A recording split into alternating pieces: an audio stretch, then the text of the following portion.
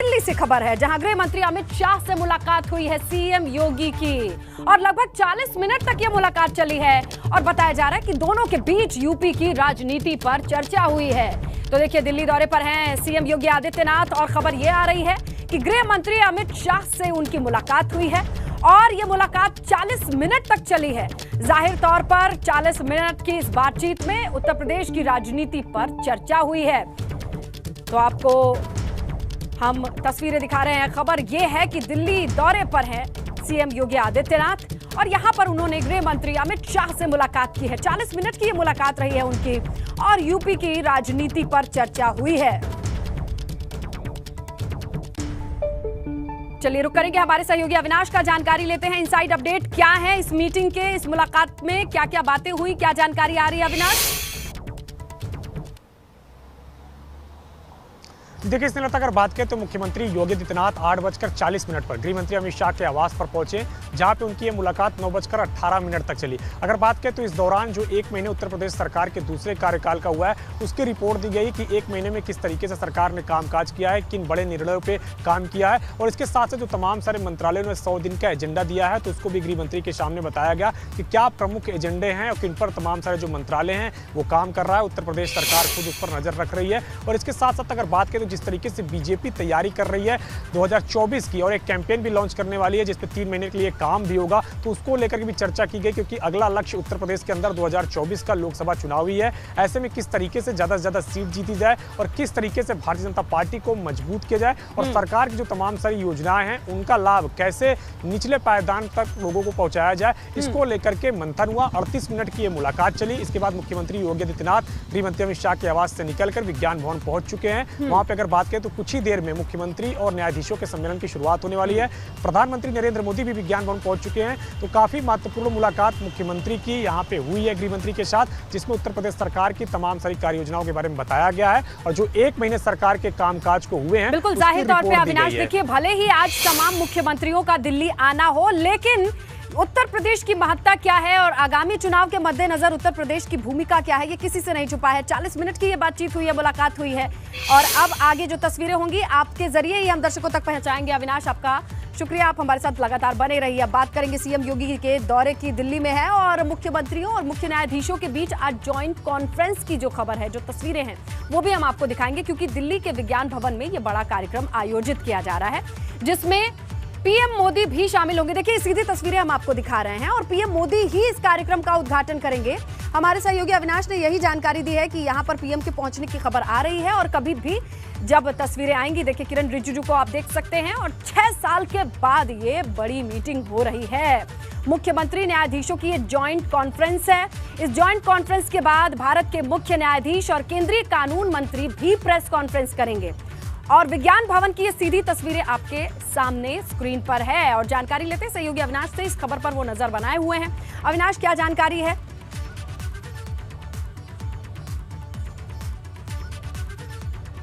नरेंद्र मोदी विज्ञान भवन में पहुंच चुके हैं। कुछ ही देर में अंदर वो जहां पे कार्यक्रम चल रहा है वहां पे वो पहुंचने वाले हैं। तमाम सारे जो मुख्यमंत्री हैं राज्यों के, वो भी विज्ञान भवन पहुंच चुके हैं और इसके अलावा तमाम सारे राज्यों के मुख्य न्यायाधीश और भारत के सुप्रीम कोर्ट के तमाम सारे न्यायाधीश और सुप्रीम कोर्ट के मुख्य न्यायाधीश पहुंच चुके हैं अंदर विज्ञान भवन के। कुछ ही देर में इस कॉन्फ्रेंस की शुरुआत होगी। कॉन्फ्रेंस में कई सारे सत्र बांटे गए हैं जिसमें चर्चा होगी मुख्यमंत्री और न्यायाधीशों के बीच में कैसे न्यायपालिका को अपग्रेड किया जाए, तकनीक से जोड़ा जाए, क्योंकि अभी भी कई सारी ऐसी, खासतौर से अगर बात करें तो जिला अदालतें हैं जहां पे तकनीक का भरपूर इस्तेमाल नहीं हो रहा है, तो वहां पर किस तरीके से तकनीक को पहुंचाया जाए और जो पेंडिंग मामले हैं उनको किस तरीके से त्वरित गति से निपटाया जाए, इसको लेकर के भी चर्चा होगी।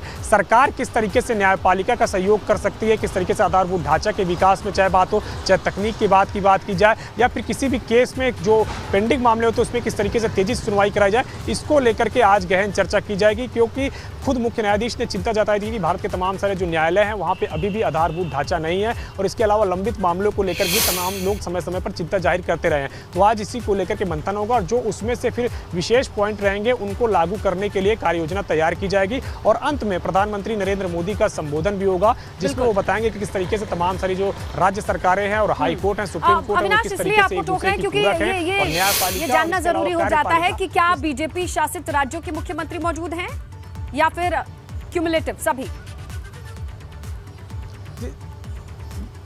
देखिए, इसने लगता पूरे देश के इसमें मुख्यमंत्री मौजूद हैं। ये किसी राज्य का कार्यक्रम नहीं है या बीजेपी का कार्यक्रम नहीं है, ये कानून मंत्रालय का कार्यक्रम है। इसमें हिंदुस्तान के जितने भी राज्य हैं वहाँ के तमाम सारे मुख्यमंत्रियों को आमंत्रित किया गया है और तमाम सारे मुख्यमंत्री यहाँ पे पहुंचे हुए हैं, जिसमें कई सारे विपक्ष के भी राज्य हैं, वहाँ के भी मुख्यमंत्री पहुंचे हुए विज्ञान भवन में इस कॉन्फ्रेंस में हिस्सा लेने के लिए। बिल्कुल अविनाश, आप नजर बनाए रखिएगा और तमाम जानकारी के लिए शुक्रिया। आगे बढ़ते हैं, बात करते हैं आगरा से आई खबर का भी जिक्र करेंगे, लेकिन उससे पहले ये तस्वीरें भी आप देख लीजिए। हमारे सहयोगी बता रहे थे, देखिए मुख्यमंत्री के इस बड़े कार्यक्रम में प्रधानमंत्री नरेंद्र मोदी दिखाई दे रहे हैं, किरण रिजिजू मंच पर दिखाई दे रहे हैं और पूरे देश के मुख्यमंत्रियों को और न्यायाधीशों को इकट्ठा किया गया है इस जॉइंट कॉन्फ्रेंस में हिस्सा लेने के लिए और प्रधानमंत्री की मौजूदगी दर्ज हो चुकी है, तस्वीरें आ रही हैं। अब संभवतः पूरे देश के मुख्यमंत्रियों को कानून व्यवस्था पर बातचीत करने का मौका मिल रहा है।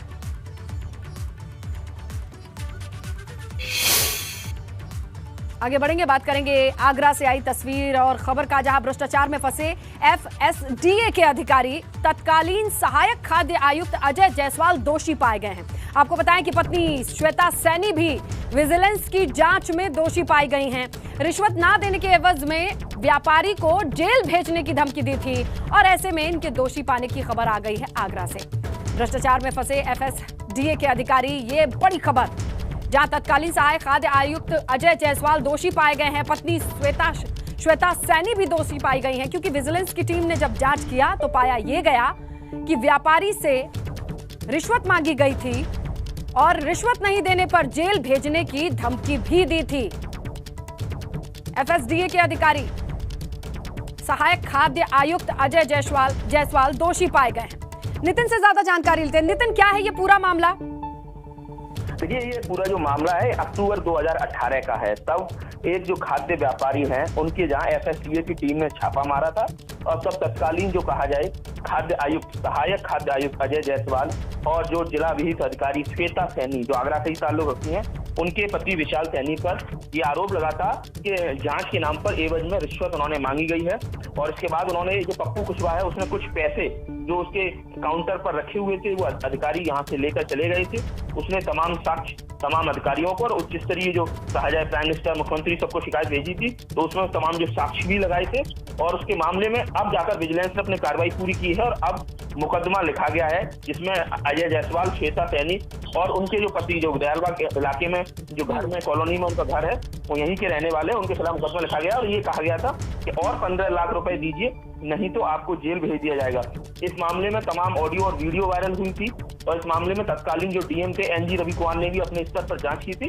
अब ये मामला लगातार अब चूंकि सुर्खियों में सिर पे आया है, क्योंकि विजिलेंस जो कहा जाए इंस्पेक्टर हैं, उन्होंने जब जांच की तो इस मामले में श्याम सिंह पीलवान ने विजिलेंस थाने में भ्रष्टाचार निवारण अधिनियम की धारा के तहत मुकदमा उन्होंने कार्रवाई से ये तय है नितिन की भ्रष्टाचार पर जीरो टॉलरेंस है और अगर कोई आवाज उठाएगा तो उसे न्याय भी मिलेगा। और इसी क्रम में आगरा से ये खबर आई है, भ्रष्टाचार में फंसे एफएसडीए के ऑफिसर दोषी पाए गए हैं।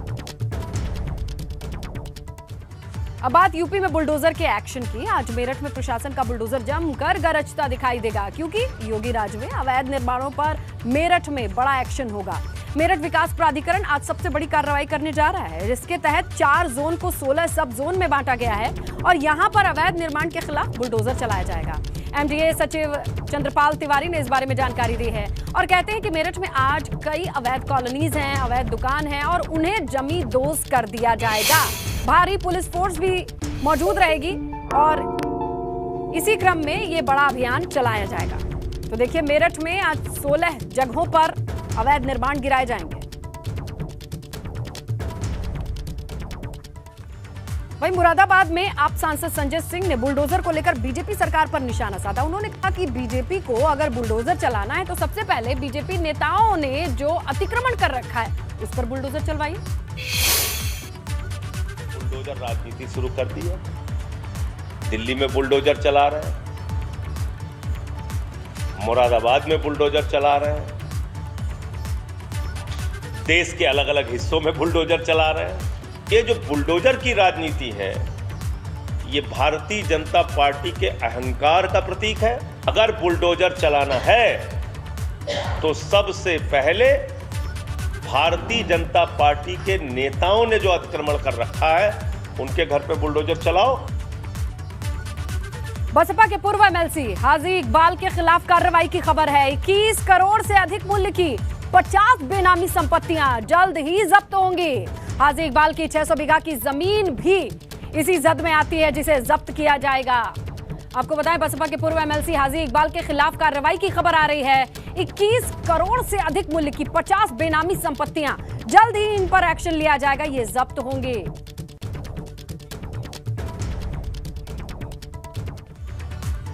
आइए आगे बढ़ते हैं और बात करते हैं गंगोत्री धाम की, जहां यात्रा को लेकर रौनक लौट आई है। अंतिम चरण में धाम की तैयारियां पूरी हो रही हैं, वहीं तीर्थ पुरोहितों में भी खुशी का माहौल दिखाई दे रहा है। यहां का जायजा लिया है एबीपी गंगा संवाददाता दिग्वीर बिष्ट। गंगोत्री धाम की यात्रा अब जो कि कुछ ही समय बचा हुआ है और पूरी तैयारियां हो चुकी है और यहाँ तक दुकानें भी खुल चुकी है और हमारे साथ तीर्थ पुरोहित हैं। आइए जानना चाहते हैं कि अब जो तैयारियां हैं वो कहाँ तक पहुँची है और किस तरह का उत्साह लोगों में देखा जा रहा है। जी, अब तैयारियां पूरी कर ली गई है और 2 तारीख को माँ गंगा जी के कपाट, 3 तारीख को माँ गंगा जी के कपाट यहाँ पे खुलेंगे और अधिक से अधिक संख्या में लोग यहाँ पे आके माँ गंगा जी के दर्शन करें। विगत 2 वर्षों से कोविड के कारण यहाँ पे यात्रा बंद थी और इस समय यहाँ पे सभी तैयारियाँ चल रही हैं। रंग रोगन की तैयारियाँ चल रही है, सभी प्रकार की तैयारियाँ पूरी कर दी गई है। 19 और 20 में तो 21 में बिल्कुल ठप रही यात्रा। अब लोगों को काफ़ी उम्मीद जग चुकी है और लोग जो है बड़े उत्साह के साथ जो है तैयारियाँ कर रहे हैं और यहाँ पे गंगा मैया के मंदिर में रंग रोगन का कार्य भी आरंभ हो गया है। 3 तारीख को जो है देश के नहीं विदेश के लोग यहाँ पे दर्शन करने के लिए आएंगे। जी, किस तरह जो 3 तारीख को माँ गंगा की डोली कपाट खुलेंगे तो क्या क्या पूरी व्यवस्थाएँ रहेंगी? निश्चित तौर पे माँ भगवती गंगा का जो डोली है वो 2 तारीख को मुखबा से प्रस्थान करेगी 12:15 पे और रात्रि निवास भैरव घाटी में करेगी और सुबह हम लोग यहाँ पर आएंगे और माँ भगवती गंगा के जो कपाट है वो 11:15 पे वेद मंत्रों के साथ खोल दिए जाएंगे और साथ ही सारे देश विदेश वासियों को ये अक्षय तृतीया जो है ये अपने आप में बहुत बड़ा पर्व है। अक्षय तृतीया का मतलब जो क्षय नहीं होती, जो खत्म नहीं होती। तो जो व्यक्ति इस दिन आकर यहाँ पर स्नान करता है गंगा में और माँ के दर्शन करता है, निश्चित तौर पर उसको माँ ऐसा माना जाता है कि भुक्ति और मुक्ति, धन दौलत सब कुछ उसको प्राप्त होता है, सारी मनोकामना उसको पूर्ण होती है। तो लोग पधारे, मेरा निवेदन, अक्षय तृतीया बहुत बड़ा पर्व है, आप आएँ और गंगा मैया के दर्शन करें। जय गंगा। जी, ये थे हमारे साथ तीर्थ पुरोहित गंगोत्री धाम से और जो कि कहीं न कहीं अब लोग जो देश विदेश के श्रद्धालुओं को 3 तारीख का इंतजार है। उत्तरकाशी से गंगोत्री धाम, दिग्वीर बिष्ट। ईद से पहले दोनों की मुलाकात हो सकती है, बड़ी खबर। सीतापुर जेल में बंद है आजम खान और जानकारी ये आ रही है कि आजम खान से मिलने सुबह सपा अध्यक्ष ओम प्रकाश राजभर जा सकते हैं, जो कि इस वक्त सपा के सहयोगी दल के रूप में भी देखे जा रहे हैं। चुनाव लड़ा था और उसके बाद से अब सीतापुर जेल में बंद आजम खान से मुलाकात करने ओम प्रकाश राजभर जा सकते हैं। डिटेल समझते हैं ब्यूरो चीफ वीरेश पांडे से। वीरेश, कई बार कहते रहे हैं कि उनके साथ ठीक नहीं हुआ, लेकिन अब मुलाकात की खबर आ रही है। देखिए, इस समय समाजवादी पार्टी के सबसे मजबूत एलाइज के तौर पर ओम प्रकाश राजभर देखे जा रहे हैं। अखिलेश यादव के साथ अगर कोई मजबूती के साथ खड़ा है वो ओम प्रकाश राजभर है। न केवल शिवपाल की हम बात करें, केशव देव मौर्य की बात करें, संजय चौहान की बात करें, कोई भी इस मजबूती के साथ नहीं खड़ा है। अगर ओम प्रकाश राजभर जा रहे हैं और सवाल ये खड़ा होता है कि वो मिलने को तैयार हो तब, क्योंकि रविदास मेहरोत्रा जब अपने प्रतिनिधिमंडल के साथ गए थे समाजवादी पार्टी के, तो आजम खान ने मिलने से इनकार कर दिया था। बिल्कुल। ओम प्रकाश राजभर के साथ भी ऐसा ना हो जाए कि ओम प्रकाश राजभर जा रहे हो और मिलने को वो तैयार ना हो, तो एक अलग से बेइज्जती होगी, एक अलग बातें होंगी, लेकिन इसकी संभावनाएं भी प्रबल हैं। लेकिन फिर भी ओम प्रकाश राजभर जाएंगे और जाएंगे तो मुख्तार के बेटे के साथ जाएंगे, जो मऊ से विधायक हैं, उनके साथ जाएंगे और सुभाषपा के प्रत्याशी के तौर पर चुनाव जीते हैं। तो ये कुल मिलाकर आजम खान झूरी में है। आजम खान की तस्वीरें वायरल हो रही हैं जेल की सलाखों से। ट्विटर पे उनके बेटे अब्दुल्ला आजम लिख रहे हैं। बहुत सारी बातें ऐसी हैं जो आजम यूपी की सियासत के केंद्र में बने हुए हैं। रिजल्ट निकलने के बाद और ये 2024 के पहले की रूपरेखा है, क्योंकि 24 से पहले जो पार्टियां होती हैं वो अपनी अपनी तैयारियां, अपने अपने मुद्दे तलाशते रहते हैं और उसी हिसाब से काम होता है। और आप देखिए कि यूपी की सियासत रिजल्ट निकलने के बाद खत्म नहीं हुई है, तेजी के साथ और आगे बढ़ी है। और 24 के मद्देनजर ओम प्रकाश राजभर का ये मिलन देखा जा सकता है। अखिलेश यादव के संदेशवाहक के तौर पे भी ये जा सकते हैं, क्योंकि इस समय सबसे मजबूती के साथ वही अखिलेश यादव के साथ खड़े हैं। अखिलेश यादव नहीं जा रहे हैं, हो सकता है कि समझौता कराने की कोशिश कर रहे हो कि आजम खां की तरफ से जो लोग मिलने जा रहे हैं या आजम खां की तरफ से जो के लोगों की तरफ से जो बयान आ रहा है वो न आए और अखिलेश यादव का कोई संदेश लेके जा रहे हो, क्योंकि इस समय तो सारी जो अखिलेश यादव की तरफ से लड़ाई है वो ओम प्रकाश राजभर खुद लड़ रहे हैं। चाहे वो उनके चचा शिवपाल यादव को भी समझाने, मनाने और बुझाने की बात उन्होंने कहा था कि मैं समझाऊंगा, हालांकि वो सफल नहीं हुए, लेकिन कोशिश इस समय वही एक दूत के तौर पर ओम प्रकाश राजभर कर रहे हैं। तो उनके इस मिलन, उनके इस जाने का बहुत मायने है, मायने इस लिहाज से है। लेकिन दिलचस्प ये होगा कि जब जाएंगे तो आजम खां इनसे मिलेंगे कि नहीं मिलेंगे, ये भी बड़ी एक बात होगी, क्योंकि जिस तरीके से बैरंग लौटे थे रविदास मेहरोत्रा और समाजवादी पार्टी का प्रतिनिधिमंडल, उसके बाद विवाद। लेकिन वीरेश, रविदास मेहरोत्रा के बारे में ये कहा गया था कि पार्टी ने उन्हें आदेश नहीं दिया था, ये उनकी खुद की मंशा थी, वो अपने तरफ से गए थे कि रविवार को मुलाकात करूंगा। लेकिन इनकी मुलाकात को किस तरीके से देखा जाए? क्या वाकई अखिलेश से बातचीत करके मिलने जा रहे हैं या इनके अपने मन की आवाज है कि ईद से पहले जाए, मुलाकात कर ले, कुशल क्षेम पूछ ले? देखिए, ईद से पहले बहुत लोग सेवई खिलाना चाह रहे हैं, बहुत लोग ये चाह रहे थे कि ईद उनकी घर पे मने, और ये यूपी की सियासत में ओम प्रकाश राजभर अखिलेश से पूछ के जा रहे हैं, नहीं जा रहे हैं, ये ओम प्रकाश राजभर नहीं बताएंगे। अगर यात्रा सफल हो जाएगी उनकी और वो मिलने से तैयार हो जाए आजम खां, तो फिर बात और आगे बढ़ेगी।